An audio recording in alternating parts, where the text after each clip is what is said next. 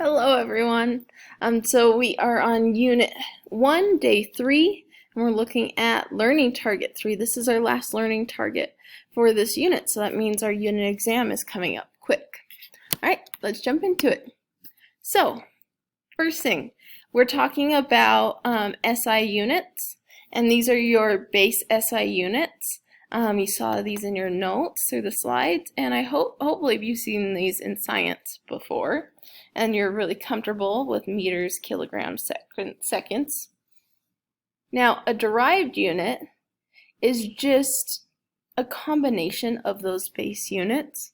So like you may not understand what a Newton is right now, but when you look at it, you do know what a kilogram is and a meter, and then those are divided by seconds squared. So these concepts should all have prior knowledge for you. And now we're just combining them mathematically. We're taking those variables and then combining them mathematically to form a new unit and a new value. You're going to be working with these derived units a lot in this class, as well as common prefixes. So you will see these prefixes very often, and I highly suggest that you go through and memorize these ones. The one we use the least, but you'll still see is pico, but for sure from giga all the way down to nano. All right, so next what we did was we talked about the goalpost method and using it to make conversions. Okay, so here's how the goalpost method works. You start with your desired units, you start with your starting units, and you want the starting units in the bottom of the fraction as well so they cancel. We want our desired units in the upper right, so we end with our desired units. Now let me walk through an example with you. I create my goalpost, and all my goalpost is, it's a method of organizing these fractions that we're working with. And so like here is a fraction and there's a fraction, and we're multiplying them together. Okay, so we're starting with 50 centimeters, and we're going to put units of centimeters down here so it cancels. And then our desired units is meters. We want to know how many meters are there in 50 centimeters. Then we recognize the conversion factor. Well, 1 meter contains 100 centimeters. Okay, those units cancel, and now we just treat this by like multiplying fractions. We say 50 times by 1 is 50 with units of meters, and that's divided by 100. So then when I do 50 divided by 100, I get 0.5, and I'm left with units of meters.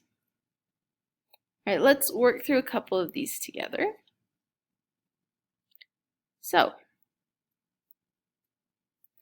first I want you to make a small change here. Let's get rid of the mega, and let's just leave it as hertz, okay? So we have 750 kilohertz, and we want to know how many hertz that is. So I create my goalpost, and I have what I'm starting with in the upper left, which was 750 kilohertz. And so I want kilohertz on the bottom so that it cancels, and my desired units of hertz on the top.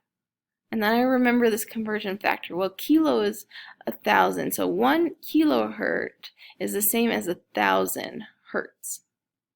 So the units of kilohertz cancel, and now we look at our fraction and we say, okay, 750 times by 1,000, 750,000 units of hertz. And then it would be divided by 1, and anything divided by 1 is still itself. Goalposts can also be really helpful if we are making conversion factors that are more than one step. Okay, so the example here is you're converting 5,021 centimeters to kilometers. Now I know the conversion factor from centimeters to meters, and I know the conversion factor from meters to kilometers, but I don't know that direct one in between centimeters and kilometers.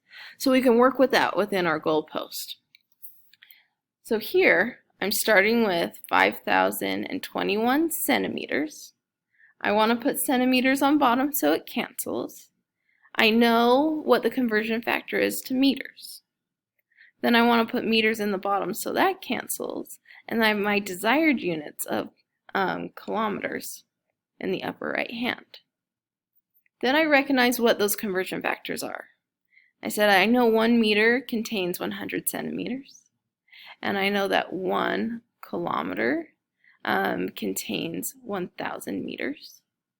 And I multiplied my 5,021 times by 1 times by 1 unit of kilometers. And then on the bottom of my fraction, it's 100 times by 1,000. And then that all the units on the bottom cancel. When I plug this into my calculator, here's my final answer. Now remember when we talked about exact numbers and significant figure numbers? Here's our sig fig number. That was our measurement. But conversion factors are exact numbers. There is exactly 100 centimeters in 1 meter, and there's exactly 1,000 meters in 1 kilometer. So when we're making these conversion factors, whatever sig figs we start with, then we want to end with that as well. Okay, so here we have 1, 2, 3, 4 significant figures. Leading zeros are never significant. Trap zeros always are. So we have 1, 2, 3, 4 sig figs. So we're good. All right, now let's look here. How many seconds in 1 leap year? Well, we know a leap year is 366 days. Okay, so we're going to start with that. 366 days. Well, I don't know the conversion factor from days to seconds, but I do know the conversion factor from days to hours. And I know the conversion factor from hours to minutes. And then the last conversion factor I know is minutes to seconds. Now let's look at this and see if we end up with our desired units of seconds. Days are going to cancel because it's on the top and the bottom. Hours are going to cancel, and minutes are going to cancel. And so we are indeed left with seconds. So let's plug in these conversion factors. We know that 1 day is 24 hours. We know that 1 hour is 60 minutes. And we know that 1 minute is 60 seconds. All right, so let's look at the top of our fraction. We're going to multiply everything there on the top of our fraction. Okay, so I'm going to take 366, and I'm going to multiply that by 24, and then by 60, and by 60. We get this big, huge number, and it's going to be divided by 1 times by 1 times by 1. So it's just going to be over itself. Now, how many sig figs did we start with? See, we started with 3 significant figures. So let's have our answer only be 3 significant figures. So that would be 3, 1, 6. And now let's replace those values that are not significant, that we can't guarantee their precision, with zeros. Okay?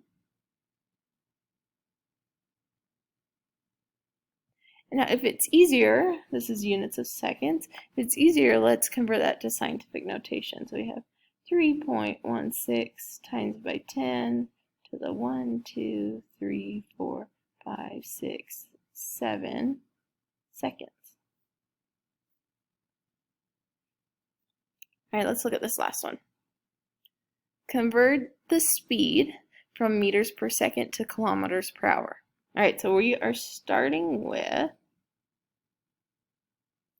5.30 meters, and that occurs in every 1 second. Okay, and we want to get from meters to kilometers, so let's start with that. Let's put meters on the bottom of our fraction, kilometers on the top, because that's our desired. Okay, and we know that 1 kilometer contains 1,000 meters, and we know that our meters would cancel and we'll be left with kilometers. Now seconds we need to get to hours.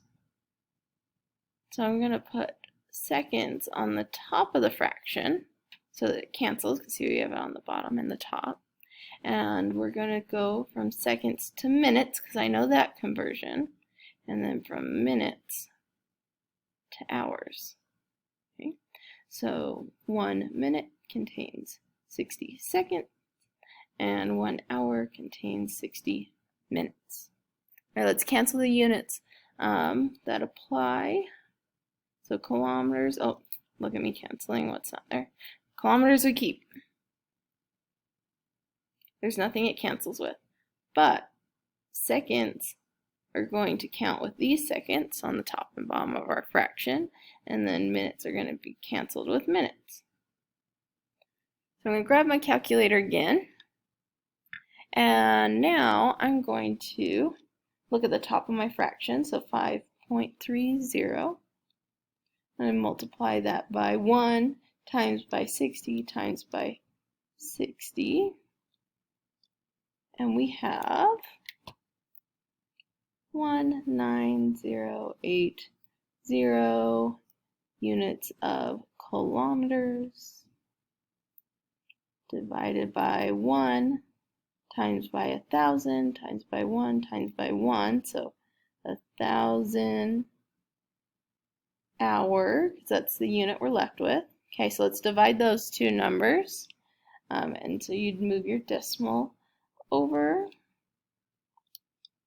and we'd have 19.08 kilometers per hour. 3 significant figures, 4 significant figures. So let's get this to be 3, so there'd be 1, 2, 3. Now the value after it is greater than 5, so let's round that up to 1.